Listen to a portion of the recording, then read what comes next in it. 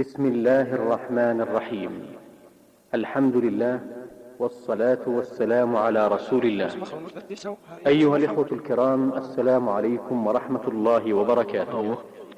نحمد الله جل وعلا أن بلغنا وإياكم هذا الشهر الكريم، وإخوانكم في تسجيلات التقوى الإسلامية بالرياض إذ يهنئونكم بذلك يسرهم وكما عودوكم للعام الرابع على التوالي أن يقدموا لكم ضمن سلسلة المختارات الرمضانية لهذا العام 1417 هجرية عددا من الموضوعات حول هذا الشهر الكريم الذي نسأل الله أن يبلغنا إياه جميعا أعواما عديدة. والآن مع هذه المادة بعنوان لماذا نخسر رمضان للشيخ إبراهيم الدويش. وأشهد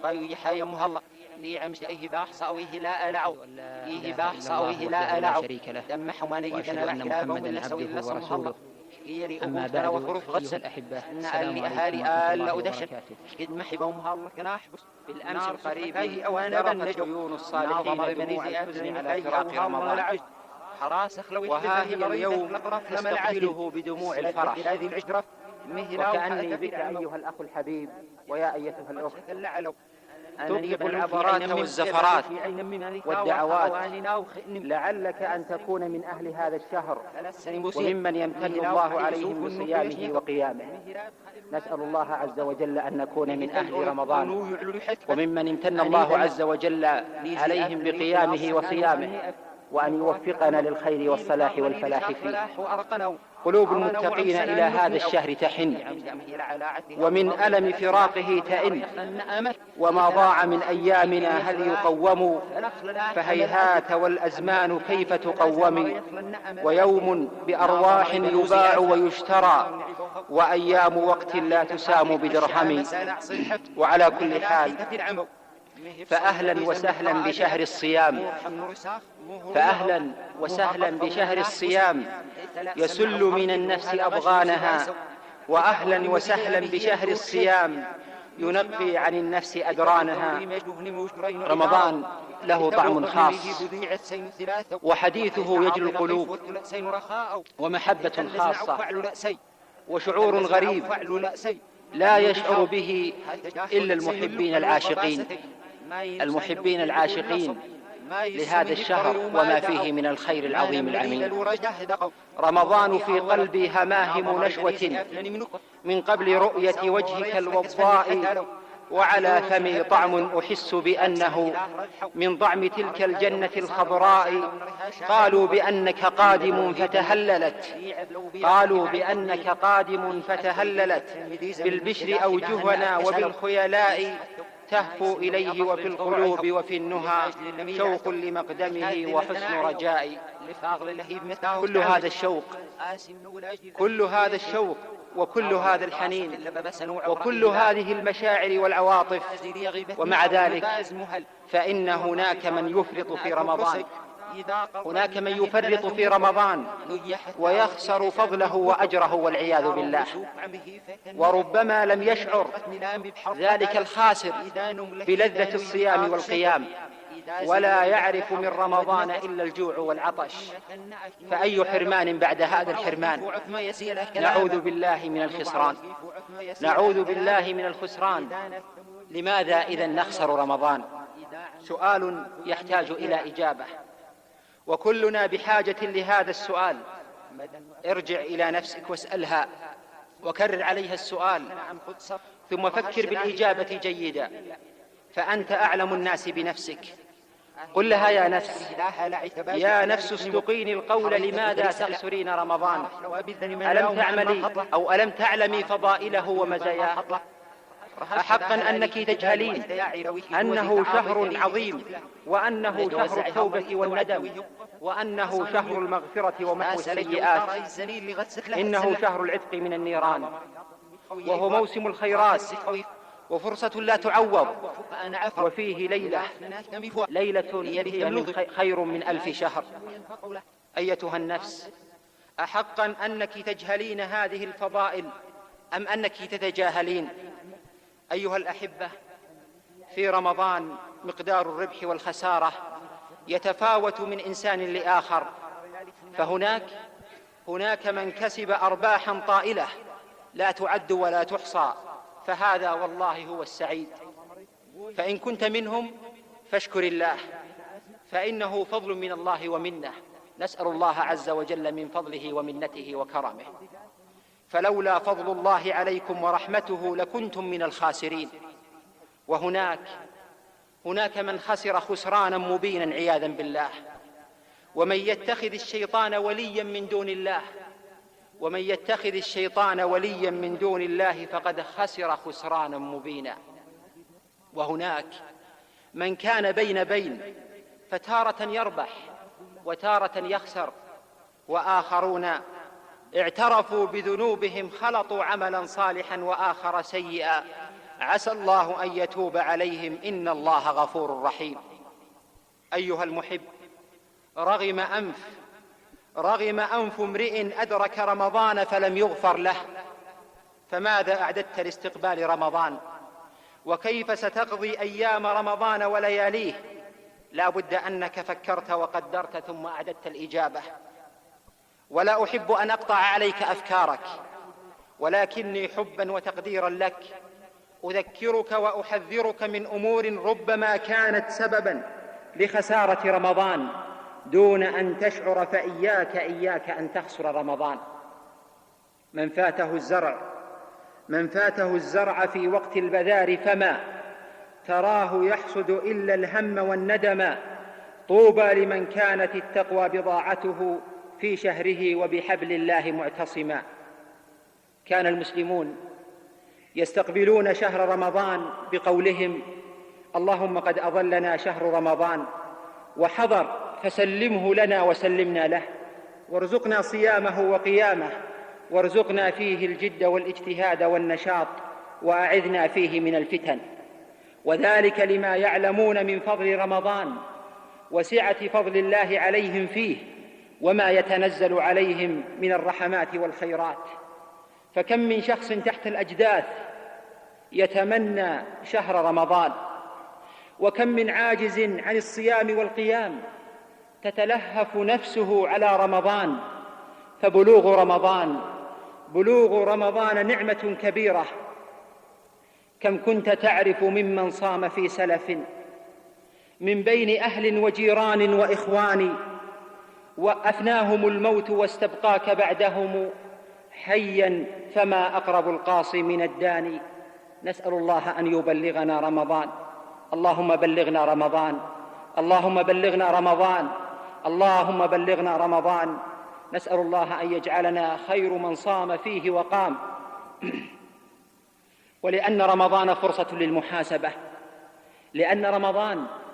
للمحاسبة ومراجعة النفس، وموسم لجمع الحسنات وتكفير السيئات، كانت هذه الوقفات مع هذا الموضوع يعلم الله ما أردت منه إلا الإصلاح. فلعل هذه الوقفات أن تكون لبنة أولى يضعها كل من سمع هذا الموضوع ليعيد بناء نفسه خلال هذا الشهر.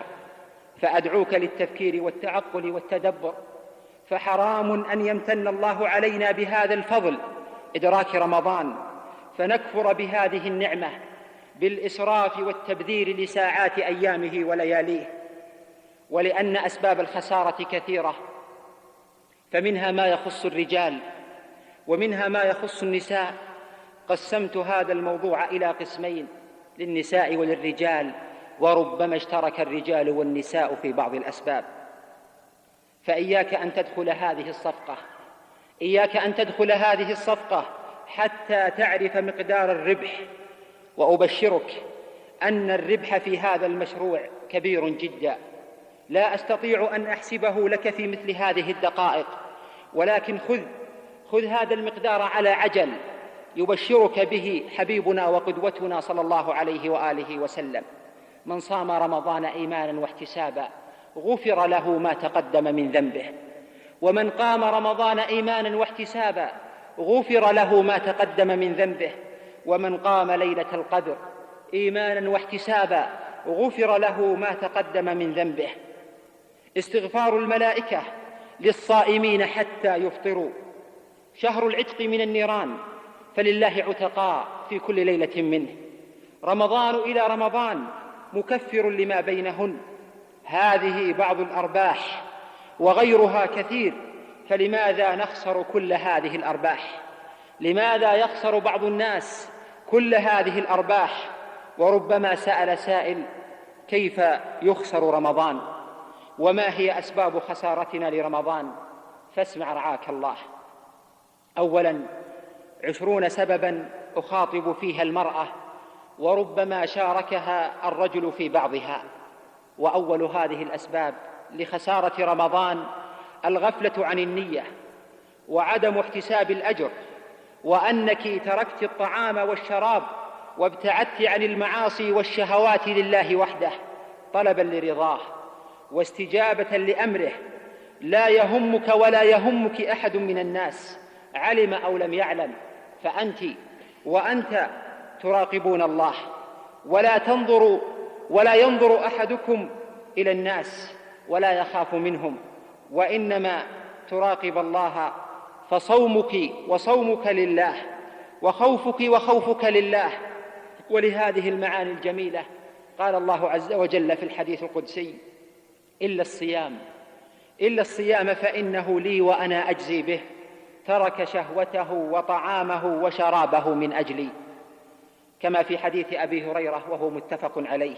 إذن فالصيام عبادة خفية بينك وبين الله لا يعلم بها إلا الله، فقد تشربين وتأكلين كيفما شئت، لا يعلم بك أو بك أحد من الناس، ولكن وما ربك بغافل عما تعملون. فمن صام بهذه المعاني وجد حلاوة الصيام وشعر بلذة رمضان، فأقدم على الأعمال أيما إقدام.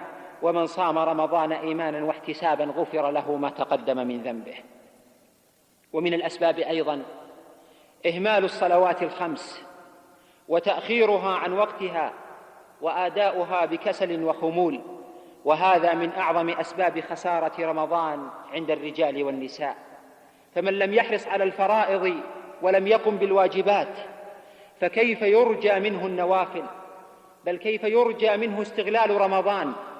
ربما صلت المرأة في آخر وقتها، في آخر وقت الصلاة، فنقرتها نقر الغراب، فكيف يرجى لمن كان هذا حالها استغلال رمضان والفوز فيه؟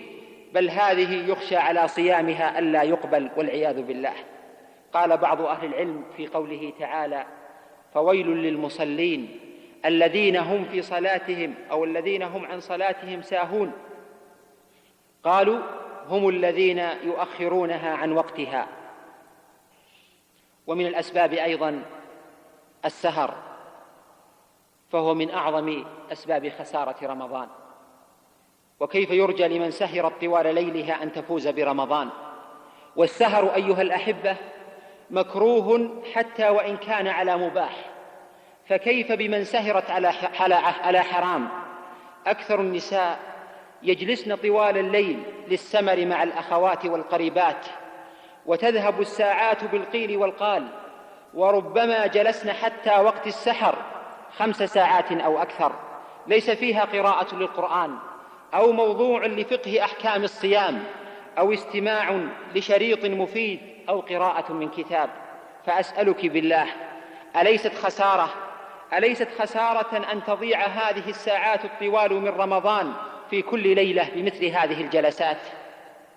أيتها الأخت المباركة، اعلمي أن العين تصوم، وصيامها غضها عن المحارم ومشاهدة الفواحش والآثام. وقل للمؤمنات يغضضن من أبصارهن ويحفظن فروجهن. وكم من نظرة كانت سببا لجريمة وكانت سببا لشقاء أسرة. فاتق الله في ليالي رمضان، واعلمي أن الله معك يراك في كل حال. وبالسهر في الليل ضاع نهار رمضان بالنوم والكسل، وهو السبب الرابع، كثرة النوم والخمول والكسل، وهو حصيلة أكيدة لسهر الليل، ولو نامت في الليل ساعات لجلست بعد صلاة الفجر في مصلاها تذكر الله وتقرأ القرآن، ولأصبحت نهارها طيبة النفس نشيطة. ومن الأسباب أيضا لخسارة رمضان ضياع الوقت في التفنن في المأكولات عند المرأة، والمرأة مأجورة مشكورة ولا شك لقيامها على الصائمين وإعداد طعامهم، وذلك فضل عظيم لها تختص به دون الرجال، ولكن يمكنها اختصار الوقت في مطبخها بدون إسراف ولا تبذير. ثم وأنت تعملين يا أمة الله عليك بكثرة ذكر الله وبالتسبيح والتحميد. قال تعالى: والذاكرين الله كثيرا والذاكرات أعد الله لهم مغفرة وأجرا عظيما. أعد الله لهم مغفرة وأجرا عظيما. وقال صلى الله عليه وسلم: سبق المفردون. قالوا: وما المفردون يا رسول الله؟ قال: الذاكرون الله كثيرا والذاكرات، كما في صحيح مسلم. قال ابن القيم: وفي ذكر الله أكثر من 100 فائدة يرضي الرحمن ويطرد الشيطان ويزيل الهم ويجلب الرزق ويكسب المهابة والحلاوة ويورث محبة الله، إلى قوله: ويحط الخطايا ويرفع الدرجات، إلى آخر كلامه. وأما كثرة الأكل في رمضان وما فيه من خسارة فحدث ولا حرج. قال الثوري: إن أردت أن يصح جسمك ويقل نومك فأقلل من الأكل. قيل لأحمد بن حنبل: هل يجد الرجل من قلبه رقة وهو شبع؟ فأجاب: ما أرى. وقال محمد بن واسع: من قل طعامه فهم وأفهم وصفى ورق، وإن كثرة الطعام لتغل صاحبها عن كثير مما يريد. وصدق رحمه الله. ومن الأسباب أيضا سماع الغناء، فالأذن تصوم وصيامها عن سماع الفواحش والحرام. وإني لأعجب والله لأعجب كيف ينتشر الغناء في كثير من بيوت المسلمين، وخاصة خلال هذا الشهر، شهر القرآن. ثم هل يعقل أن يجتمع في بيت واحد صوت الرحمن وصوت الشيطان؟ وإن اجتمع فكيف حال القلب؟ وهل سيتأثر بهذا أو بذاك؟ ولك أن تتصوري أيتها المسلمة الهموم والقلق كيف تمزق القلب وتشتته، فهو تارة يستجيب لنداء الفطرة، لنداء الرحمن وحلاوته، وتارة يطرب ويسكر للأوتار ومزامير الشيطان. فأي ضياع وأي خسران لسامعة الغناء. فكيف حالها في رمضان، وكيف تتلذذ بسماع القرآن وهي تسمع قرآن الشيطان ومنبت النفاق في القلب ورقية الزنا. أسماؤه دلت على أوصافه، تبا لذي الأسماء والآصاف. قال ابن القيم رحمه الله: فمن خواصه أي الغناء أنه يلهي القلب ويصده عن فهم القرآن وتدبره والعمل بما فيه، فإن القرآن والغناء لا يجتمعان في القلب أبدا لما بينهما من التضاد. إلى أن قال: وهو جاسوس القلوب وسارق المروءة وسوس العقل، يتغلغل في مكامن القلوب ويطلع على سرائر الأفئدة ويدب إلى محل التخيل فيثير ما فيه من الهوى والشهوة والسخافة والرقاعة والرعونة والحماقة، إلى آخر ما قال: برئنا إلى الله من معشر بهم مرض من سماع الغنى، وكم قلت يا قوم أنتم على شفا جرف ما به من بنا، شفا جرف تحته هوة إلى درك كم به من عنا، وتكرار ذا النصح منا لهم لنعذر فيهم إلى ربنا، فلما استهانوا بتنبيهنا رجعنا إلى الله في أمرنا، فعشنا على سنة المصطفى وماتوا على تنتنا. ومن الأسباب أيضا سبب سابع وهو مثل الغناء، مشاهدة التلفاز والأفلام والدشوش وسهر الليالي، ليالي رمضان عليها. وصدق الله يوم قال: إن السمع والبصر والفؤاد كل أولئك كان عنه مسؤولا. فكيف برمضان وبأيام رمضان ولياليه؟ ومن الأسباب أيضا قراءة المجلات والروايات والجرائد وما شابهها. أفلا نحرص على ترك هذه الفتن وهذه الوسائل على الأقل ولو في رمضان؟ تعالوا واسمعوا لحال السلف، إنهم يتركون طلب الحديث وطلب العلم في رمضان من أجل التفرغ لقراءة القرآن، وليس ترك الجرائد والروايات ومشاهدة المسلسلات والأفلام. كان السلف الصالح رضي الله تعالى عنهم يكثرون من تلاوة القرآن في رمضان في الصلاة وغيرها. وكان الزهري رحمه الله إذا دخل رمضان يقول: إنما هو تلاوة القرآن وإطعام الطعام. وكان مالك رحمه الله إذا دخل رمضان ترك قراءة الحديث ومجالس العلم وأقبل على قراءة القرآن من المصحف. وكان قتادة رحمه الله يختم القرآن في كل 7 ليال دائما، وفي رمضان في كل 3، وفي العشر الأخير منه في كل ليلة. وكان إبراهيم النخعي رحمه الله يختم القرآن في رمضان في كل 3 ليال، وفي العشر الأواخر في كل ليلتين. وكان الأسود رحمه الله يقرأ القرآن كله في ليلتين في جميع الشهر. فاقتدوا رحمكم الله بهؤلاء الأخيار واتبعوا طريقهم تلحقوا بالبررة الأطهار، واغتنموا ساعات الليل والنهار بما يقربكم من العزيز الغفار. فإن الأعمار تطوى سريعا والأوقات تمضي جميعا وكأنها ساعة من نهار. وسبب تاسع التسويف، وقد قطع هذا المرض أعمارنا حتى في أفضل الأيام والشهور، حتى ونحن نعلم أننا قد لا ندرك رمضانا آخر، حتى ونحن نعلم أن رمضان شهر المغفرة والتوبة، حتى ليلة القدر التي هي خير من 1000 شهر 83 سنة وتزيد لم تسلم من التسويف، فلا حول ولا قوة إلا بالله. ومثال التسويف في رمضان مثلا قراءة القرآن. تريد المرأة أن تقرأه بعد صلاة الفجر ولكنها متعبة من السهر، ثم بعد الظهر ولكنها مرهقة، ثم بعد العصر ولكنها في المطبخ منشغلة، وربما في الليل ولكنها مع القريبات والجلسات ملتزمة، وهكذا. فيخرج رمضان لم تستطع أن تختمه ولو لمرة واحدة، فمسكينة تلك المرأة. أرأيت كيف يكون التسويف من أعظم أسباب خسارة رمضان؟ إنه لمن الخسارة والحرمان أن تمر هذه الليالي المباركة على الإنسان وهو يسرح ويمرح.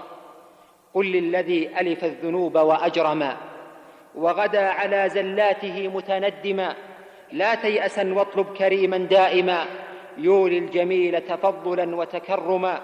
يا معشر العاصين جود واسع عند الإله لمن يتوب ويندما.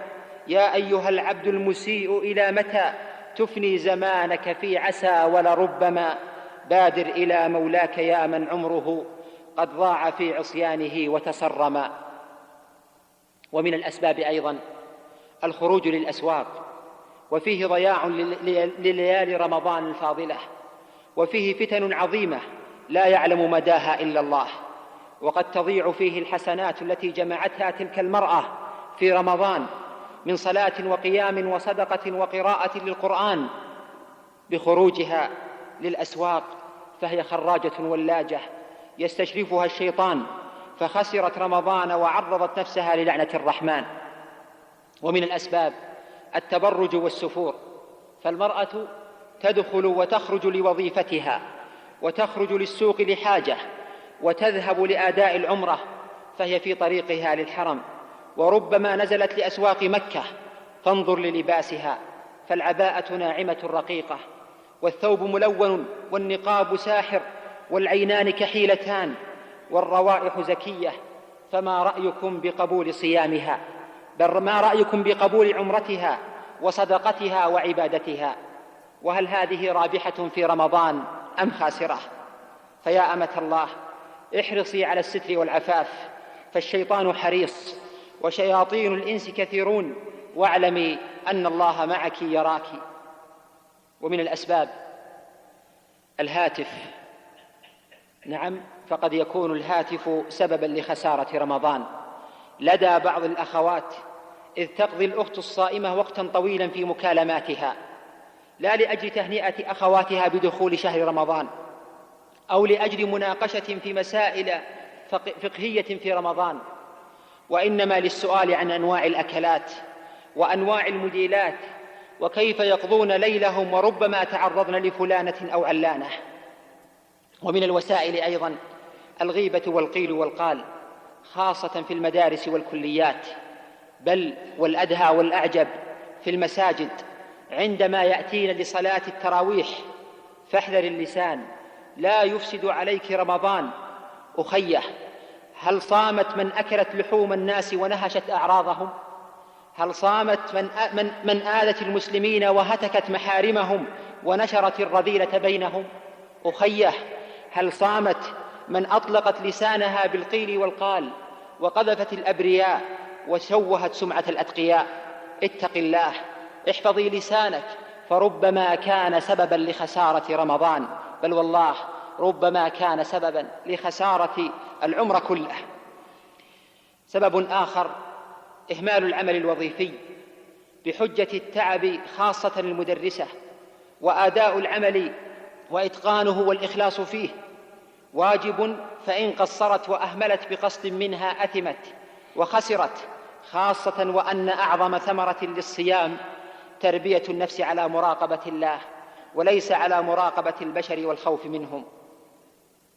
ومن الوسائل أيضا ومن الأسباب إهمال تربية الأولاد، فهم بالليل يسهرون ويلعبون وبالنهار ينامون ولا يصلون، وهذه مسؤولية عظيمة ستسأل عنها المرأة، فالمرأة راعية مسؤولة عن بيت زوجها.